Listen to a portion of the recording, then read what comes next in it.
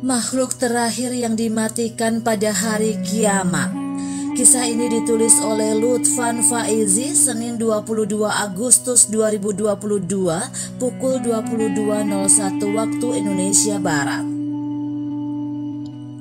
Ketika hari kiamat terjadi, tak satu pun makhluk yang dapat menghindar darinya.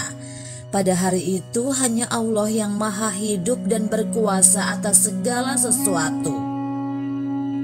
Hari kiamat atau Yaumul Qiyamah adalah peristiwa hancurnya alam semesta ditandai dengan peniupan sangkala oleh malaikat Israfil. Mengenai waktunya tak seorang pun yang dapat mengetahuinya kecuali hanya Allah semata. Siapakah makhluk terakhir yang dimatikan Allah pada hari kiamat? Dahsyatnya hari kiamat tak dapat dibayangkan dan tak satu pun makhluk dapat menghindar darinya. Hari kiamat dimulai dengan tiupan sangkala dari malaikat Israfil. Ada dua kali tiupan, yaitu tiupan yang membunuh semua makhluk dan tiupan kedua yang membangkitkan. Dalam Al-Quran Allah berfirman yang artinya, "Dan ingatlah hari ketika ditiup sangkakala, maka terkejutlah segala yang di langit dan segala yang di bumi, kecuali siapa yang dikehendaki Allah. Dan semua mereka datang menghadapnya dengan merendahkan diri." Quran Surat An-Naml ayat 87. Dalam ayat tersebut tertulis, kecuali siapa yang dikehendaki Allah. Menurut tafsir, mereka yang dikecualikan itu adalah malaikat Jibril, Mikail, Israfil, dan Hambalatul Arsy serta malaikat maut. Ketika malaikat Israfil menjalankan tugasnya meniup sangkakala, Allah bertanya kepada Israel, "Siapakah yang masih tinggal dari makhlukku?" Padahal Allah lebih mengetahui. Malaikat Israel pun menjawab, "Ya Rob, Engkau yang maha hidup yang tidak akan mati. Tinggal malaikat Jibril, Mikail, Israfil, Hamalatul Arsy dan aku seorang." Lantas Allah memerintahkan Israel untuk mencabut nyawa mereka.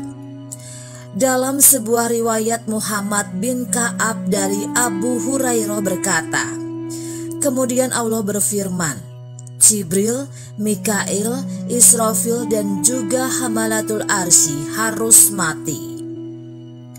Kemudian Allah bertanya kembali, "Hai malaikat maut, Israel, siapakah yang masih tinggal dari makhlukku?" Malaikat Israel pun menjawab, "Engkau zat yang hidup yang tidak akan mati, tinggal hambamu yang lemah malaikat maut." Jadi malaikat Israel merupakan makhluk terakhir yang hidup saat hari kiamat terjadi. Lantas Allah kembali berseru, "Hai malaikat maut, tidakkah kau mendengar firmanku? Kullu nafsin zaiqatul maut. Siapa yang bernyawa pasti mati. Aku jadikan ini untuk tugasmu itu, dan kini matilah engkau."